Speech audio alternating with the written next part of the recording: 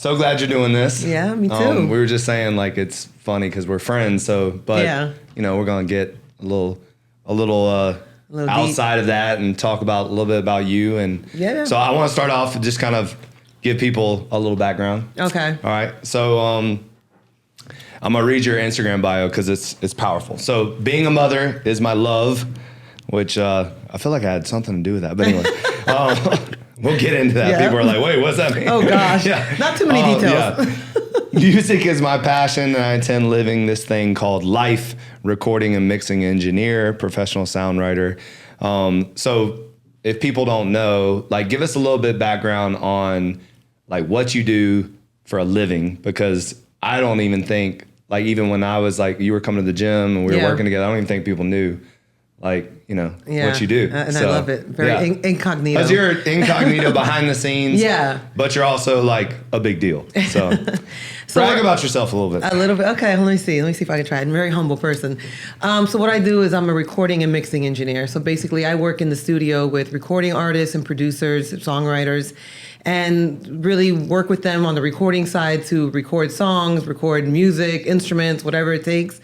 And once we're done with that process and the song is actually done, then as a mixing engineer, I take all the multi-tracks to the song, which can be hundreds of tracks, and I basically make it sound to how the consumer will hear it once it goes out on the radio, Spotify, et cetera, however you consume music. So the mixing engineer part is my favorite part of engineering because I get to work on my own time, my own schedule, my own space, you know. As a recording engineer, you're more at the helm of an artist or a producer. So if they want to come in at midnight, then that's when you got to go in, right? So it's kind of like, it's not like my cup of tea anymore, because when I became a mom, it was like, that's not going to work, right? You know? But so essentially I work on music. And what's I mean, just for us people that don't understand how long something takes, what's the longest time you've ever spent on like one song, getting it right? Because I'm sure it's very time consuming. Well, that's been a journey, because the beginning, obviously, in the beginning when you're first kind of starting out, that probably took a bit longer. So at my in my earlier days, I'll say it probably took me about 3 to 4 days, and I'm talking the long days. Like 12, 15-hour days, to try to mix a song. Once I get it done, though, there's a whole nother part, because then I have to deal with the artists or artists feedback.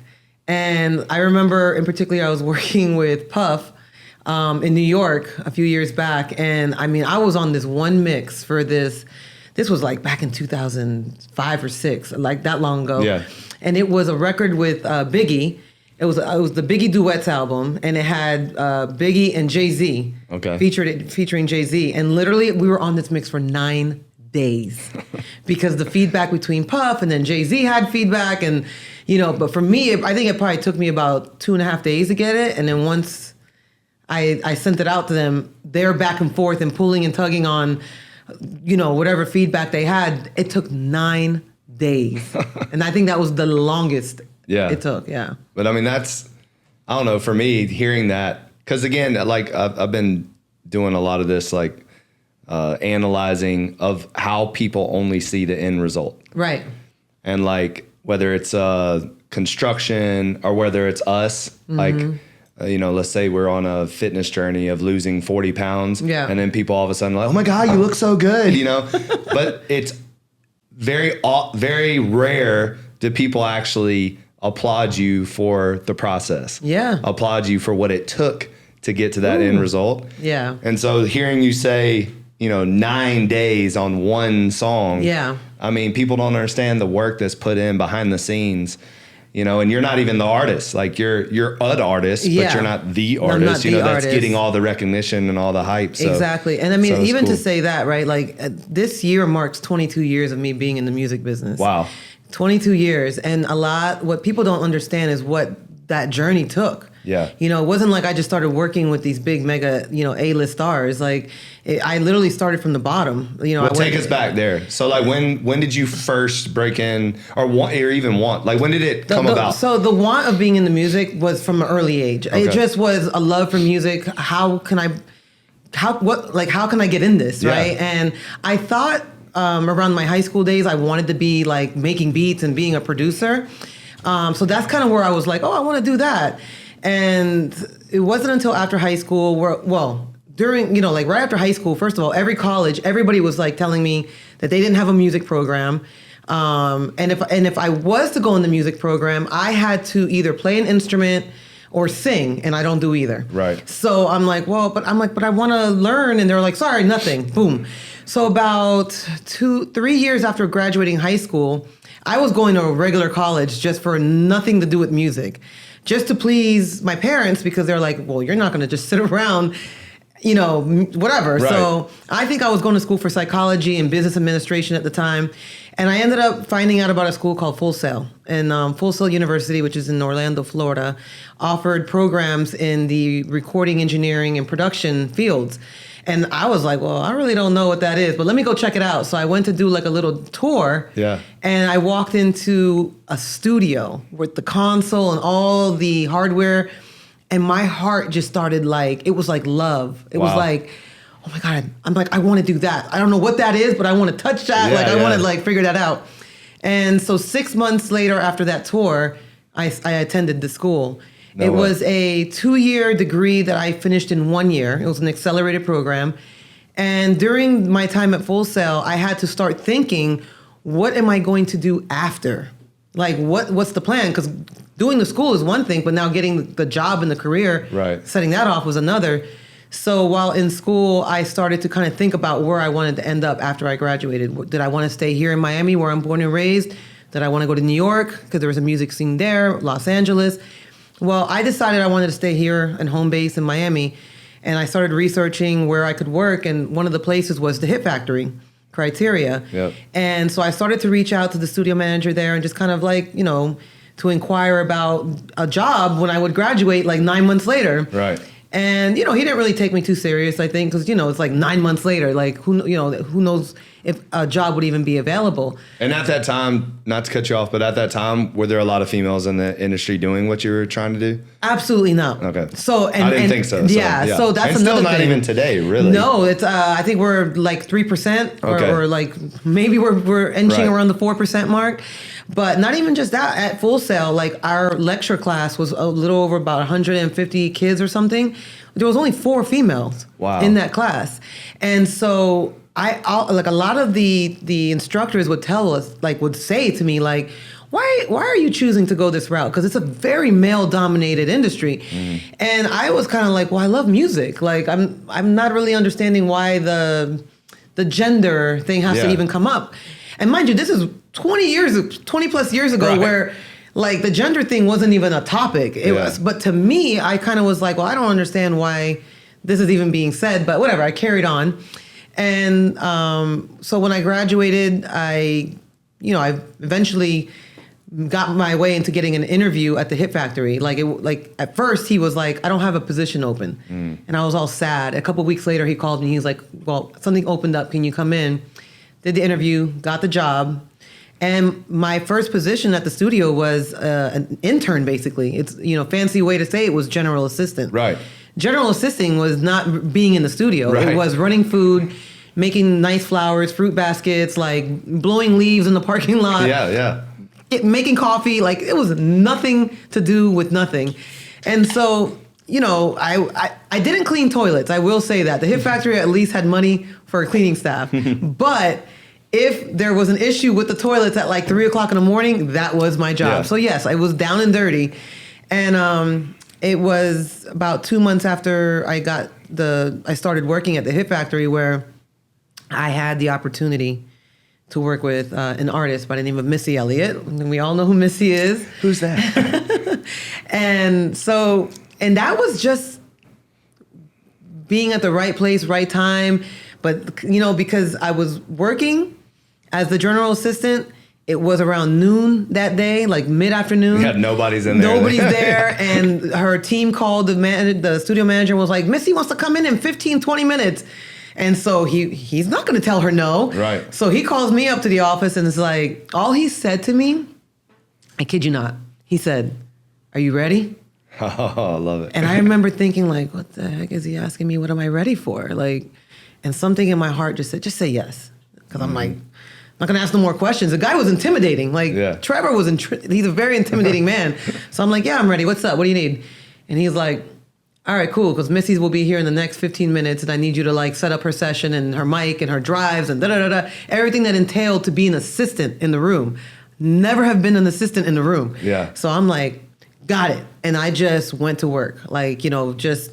Were you confident in the job? Like at that time? I was confident in the job, yes. I was confident in setting up a microphone, setting up the computer, the hard drives. So you knew everything. Like I knew that much, yeah.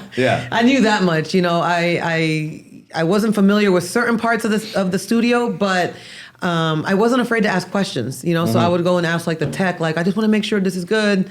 And, you know, they would kind of help me out. Like, it wasn't like I was just out there on my own. Right. You know, but I did it. And after that session, everything went off without a hitch, you know, and her team ended up calling the manager and saying, like, Missy loves that girl and wants her in all her sessions from here on out. Wow. And mind you, I'm 2 months in, right? There's other general assistants that have been waiting their turn to get a position that have been there a year. And now Trevor's like, well, you got to do it. Like, you know, like I got to make her happy. So you're it. Like, and I'm like, okay. And I mean, the rest of my career kind of just started to unfold from there, you know? Right.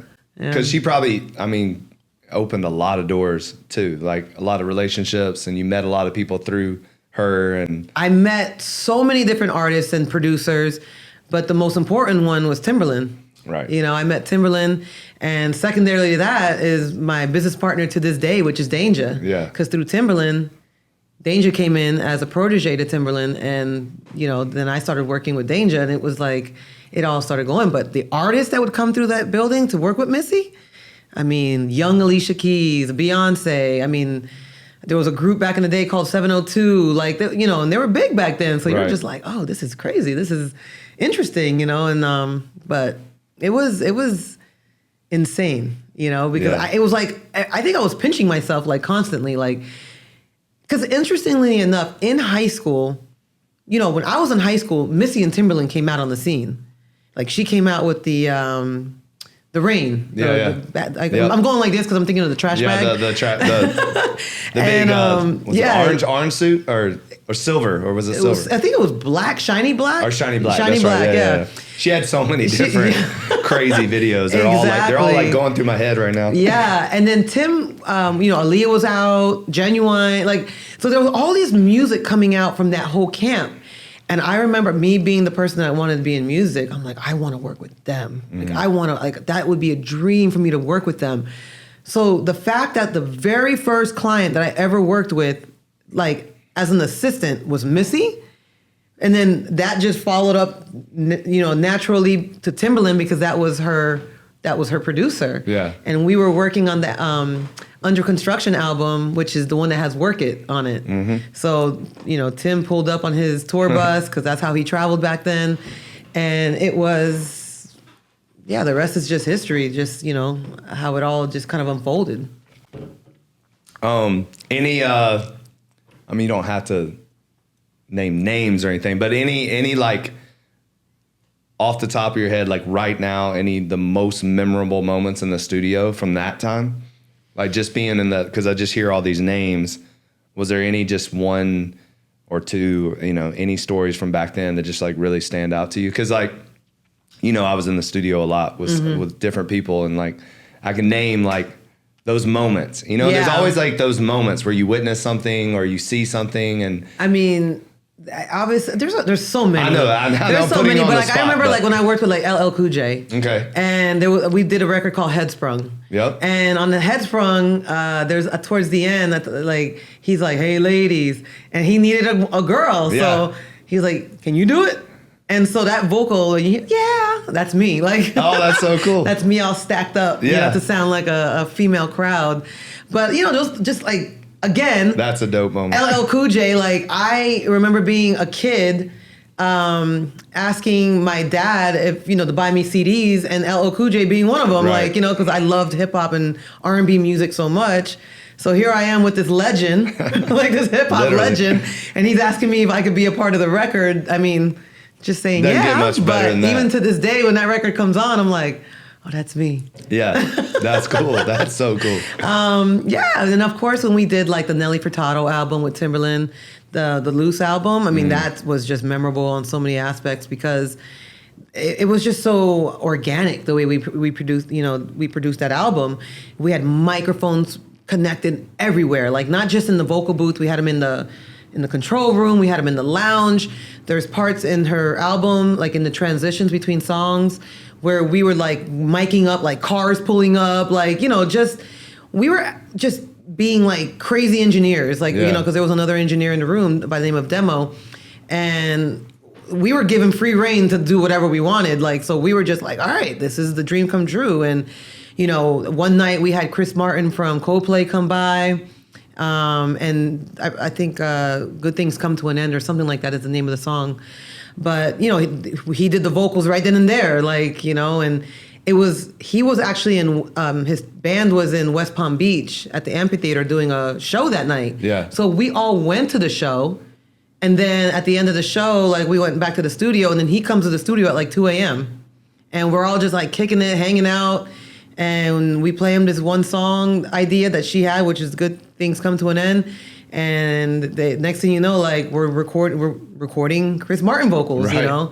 So it's things like that where, you think you have a session for one thing, and then all of a sudden it's like some random person walks in, and it's just like, all right, we're doing this, know. Things like that, like Jay-Z, Dirt Off Your Shoulders, I think is always cool because I remember that particular beat. Actually, I know there's a documentary out there like that shows it, but those beats were also shown to Ludacris. Yeah. I heard those stories. Yeah, so it's interesting to see how it all panned out or whatever. But just witnessing Jay in the booth was phenomenal. Because he does everything right off the dome. Yeah. I mean, best rapper alive. Yeah. I mean, I love Jay-Z. Yeah. Like, I'm a Jay-Z fan. So just seeing that was just like, what the heck? What is this? This is, again, pinch me, Mm-hmm. So. That's dope. Yeah. And who have you learned the most from in terms of your craft? Or have you had any kind of mentors or people that like have shown you the way, even not even from a technical standpoint, but even from physical, spiritual, emotional, anything? Like who would you say are your biggest mentors? So what I will say on technical, perspective, I feel there's an engineer by the name of Jimmy Douglas. Okay. That he was the engineer that worked with Timbaland and Missy from the days that they were working in the basements in Rochester, New York. Like he's been doing he did all the early Missy albums and Timbaland albums. Like he's a legend. Like everybody knows Jimmy Douglas in the music world. And not necessarily like he put his arm around me and was like, I'm gonna, it was more of where he just allowed me to just be a witness to his process without like making me feel like anything like other than like, some engineers get weird. They're like, can you wait outside the room? I'm like, oh, okay, thanks, Right.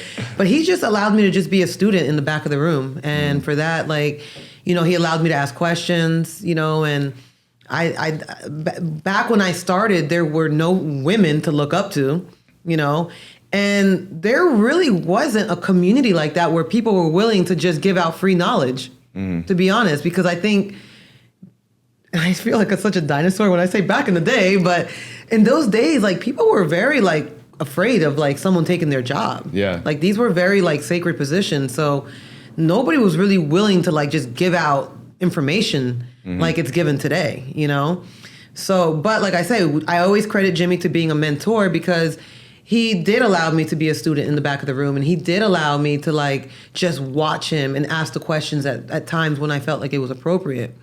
From a spiritual, in the music business, from just a spiritual, mature level, believe it or not, even though he's like 6 months younger than me, it would be Danja. Yeah.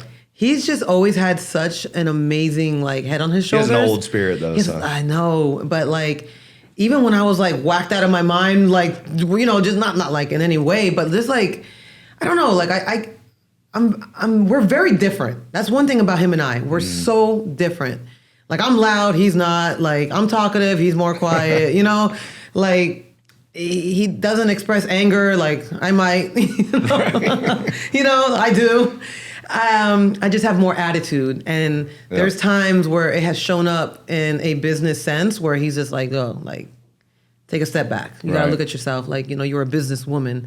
And mind you, like, I got in this business at the same time pretty much as him. We were in our early 20s. So I had to, with no one to really show me the ropes, I made a lot of mistakes, just on ways that I would react. Right.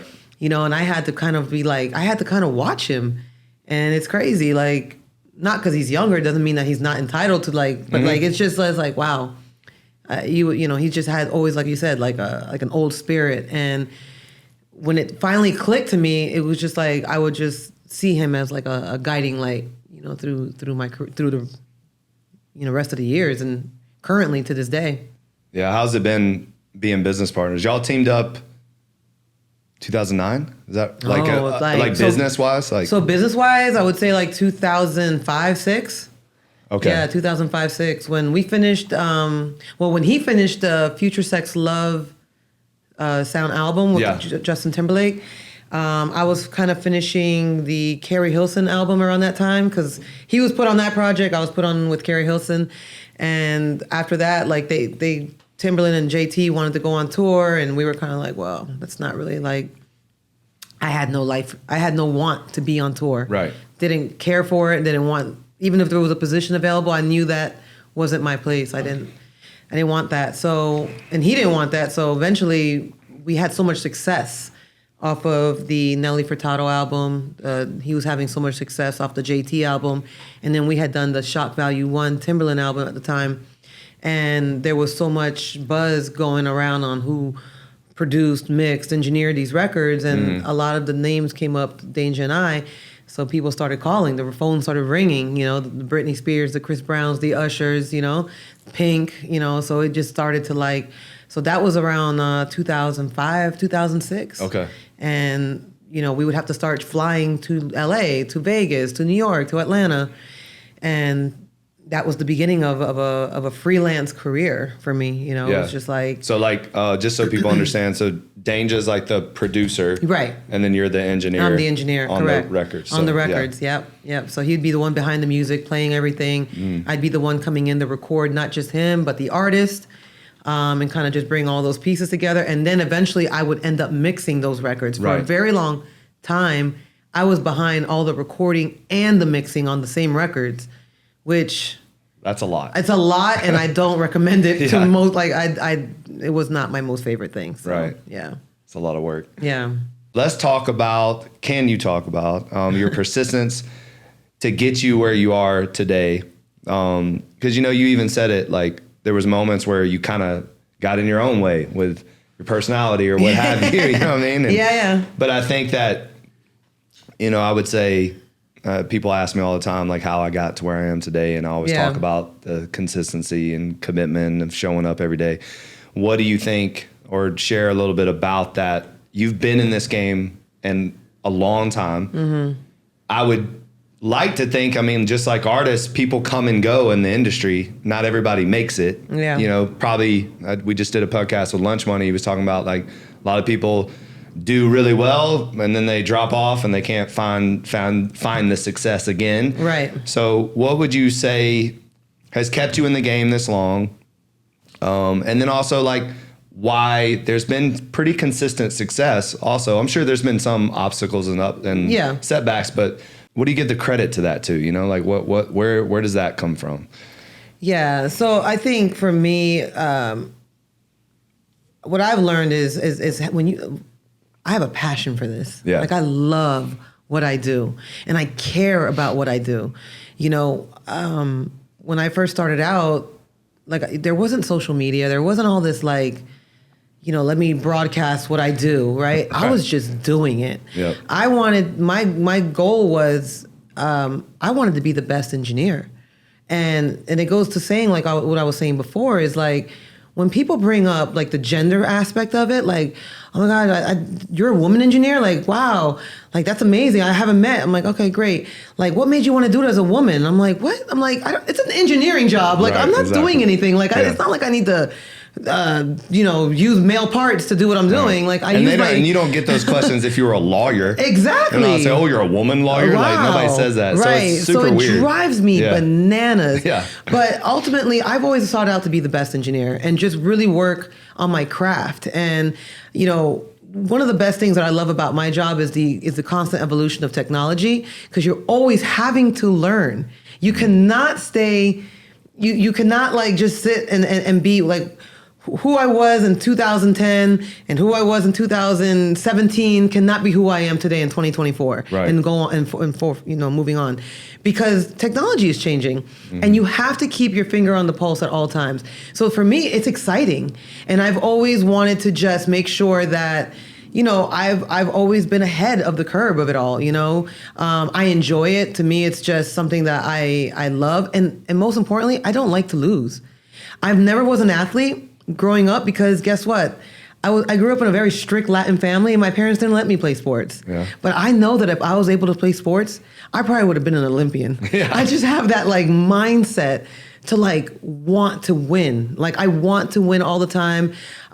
Even if they're small wins, they don't have to be big wins. Like for me, having a Grammy, like I'm actually don't even have a Grammy. I've been Grammy nominated, but I don't physically have a Grammy. Yeah. I've gotten ASCAP awards, I've gotten great notoriety, but I've never gotten what I feel like people think is like the pinnacle of it all in the music business, which is a Grammy. For me, I just think like I've been able to be, what you said, so successful in 20 plus years without missing a beat. Like it's never that I exited and came back. It's always been like I've been at the top of my game. And I really just credit that to just making sure that I never lose sight of what's going on out there musically, like where the sound is going, just being able to be a personable person. Part of being in the music business as well is not just being in the studio and working on records. It's like you got to be able to be out there and talk to the right people, shake the right hands, and even oblige some of the people that are coming up. Right. Because to me, those are the people that I really love to work with sometimes, because I have seen it time and time again. They started from the bottom and now they're here, right? It's like, and I don't, just because you're not like a big artist that's signed to a major record label doesn't, I don't just put them off because it's like, oh, sorry, like, I'm kind of top of my game. No, it's kind of like, if I like your music and your music speaks to my soul, I'm going to work with you. Yeah. If I like your energy, I'm going to work with you. And I think a lot of people can walk around this music business and say, Marcella, like, she's dope. Like, she's this. She's like, I'm just a really, like, when it comes to the business, I'm very business, like, and it's like, I don't really get caught up now. I don't get caught up anymore. Yeah. But, it's like, I'm really just about like making sure the experience is good, from the conversation we have from a pre-production conversation all the way to when we're finalizing a record. Mm-hmm. And I make sure that my craft is really shown. And, I just have great clients. And I just love, when I have a record that comes out on the radio or just gets released. And it's like, damn, that's cool, because every record that I work on is a part of music history forever. Yep. And, that was one thing that I said to myself. I remember when I would go to these colleges and I'd say, I just want to be a part of music history. I would tell these colleges that, and they're like, well, that's great and everything, but you don't play an instrument, so sorry, we can't offer you nothing. And I'm like, dang. So being able to be in a position where I can really contribute in some way creatively is like, I just think I have a cool job, and I don't want to get away from that, and my son thinks I have a cool job too, so I'm I'm winning. Heck yeah. And you can do it forever. I can do it. Well, I can. To a certain degree. You know what I mean? Like, I can. You can do it as long as you want to do it. I can do it as long as I want to do it. And I have control of my schedule, my life. Like, that's one thing that I'm able to really just be on my own terms with everything that I do, which is great. Like, I remember my son asked me a couple months ago, like, Mom, specifically, he said something like, Mom, why do you love to do what you do, or something like to that way? I can't remember. And I said, to be really honest, I just love being my own boss. I don't have to answer it. And he's like, well, what does that mean? I said, trust me. You'll find out. You will find out. Yep. But remember, like, I don't work for no one, It's like I work for myself. I have business partner, but that's not, like we partner in business. Right. And collaborate on music and stuff like that. But there's no better feeling than to just, I don't have to like, I'm out sick today. I'm sorry, exactly. It's like, or whatever. I don't have to answer to nobody. And that's just a good feeling. So I think the persistence just comes from just wanting to not fail and making sure that I keep that fire burning that I've had since I was a little girl. Mm-hmm. What power do you feel that comes from making music behind the scenes rather than being kind of front and center? So like, and I know you said like when you hear one of your songs that like kind of gives you a lot of, but like lean into that a little bit more. Like, how does it feel to be, you're a star in your own right, but but maybe you don't get the applause that maybe others do for the work that you're doing. You know what I mean? Oh, well, I'm okay with that. I'm okay with not like, like I love being recognized as for the job that I do. I've never been one to like us to be on the stage. Like, that's another thing about my story that I didn't mention earlier. When I was in middle school, I thought I wanted to sing. I thought I could sing. I started doing all these like shows and like, there was this one that I did. It was an American Bandstand production. You did American Bandstand. And I sang a song. I sang many songs, but there was one from the 80s, What a Feeling. So, in the beginning of that song, it's just like, dun, dun, dun, dun, and it's just like the voice. Right. And I'm not going to sing now because it would sound terrible. And so I get on this stage and it's just like the lights are off. It's just like one spotlight on me and I freeze. No way. I could not get over the stage fright. And they had to restart it, the intro, like, because I missed the cue. So then they had to replay it. And then, so then I started singing and my voice was like, I got through it, but I literally cried my eyes out after that. And I said, this is not for me. I hate the stage. So all that to say, I knew that, right? Right. I want to be behind the scenes. Obviously, I love getting credit for what I do. Yeah. But, to be, to see whoever the artist or whoever is, behind whoever the song is, like, I love to see the success of that. Like, to me, it's like a testament to my work as well. It's a team effort. It's not, that's the one thing is like when a song is really successful, what people have to understand is it's not the success of like the popularity of that artist, right? Like a Ariana Grande. Like, no, there's writers behind her. There are engineers, there's producers, and all of this is the power that comes together that ends up making it the hit that it is. And I think, obviously consumers don't see that, know that. It's people that really understand what goes on behind the scenes that like, wow, like, that's like, this is my favorite producer. Oh my God, Marcella touched this. Like, I know this is going to be fire, but like otherwise all people know about is the marquee name. But for me, like, I love being a part of something and not necessarily having to be the marquee person being announced on it either. It's like I'm okay with it. I get gratification from just like being able to see the success and hearing it, like I said, in random places, or when it just happens to come on the radio, or somebody will text me like, "Oh, I heard the song you worked on." It's like, all right, cool. My favorite part about what I do is being able to give back. What like now, like I love working with the younger generation of engineers and producers. Like to me, that's where I get so much like love. Like I love what I do even more because I'm able to teach. I'm able, and not just necessarily engineering, but like life. You see these kids and they look so scared. And they're like, oh, I just don't know if I'll, like if it's going to be for me, or I don't know if I'm going to make it. And it's just like allowing them to like, look, take the pressure off you, one step at a time. Like the good thing is, what you want. That's the end goal. Now understanding how to get there step by step, not skipping the steps, and really making them understand what that is. Not, the overnight success thing is not what you want. You want to be able to grind essentially from the bottom and come up. Because for me, I found that through my experience, I got to learn the business through and through. like artist management, songwriting, publishing. Like there's so many aspects to the music business. Even though I'm an engineer, the knowledge that I have goes beyond me being in the studio. So for me to be able to kind of go back and kind of put it all, in some type of presentation and let them know, like, look, like, it's okay.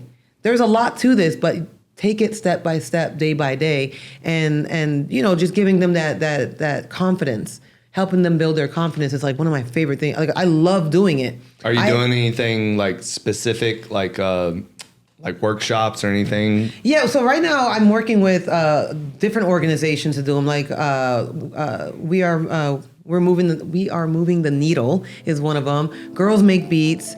What else? She Is the Music. So I do so many different workshops with them, whether it's like panels, keynotes, actual workshops where I'm in the studio kind of showing them certain skills and whatnot. And then I take those relationships when I meet them in these particular events, and they become mentees of mine. Like, I literally have mentees that I've been working with for almost 10 years.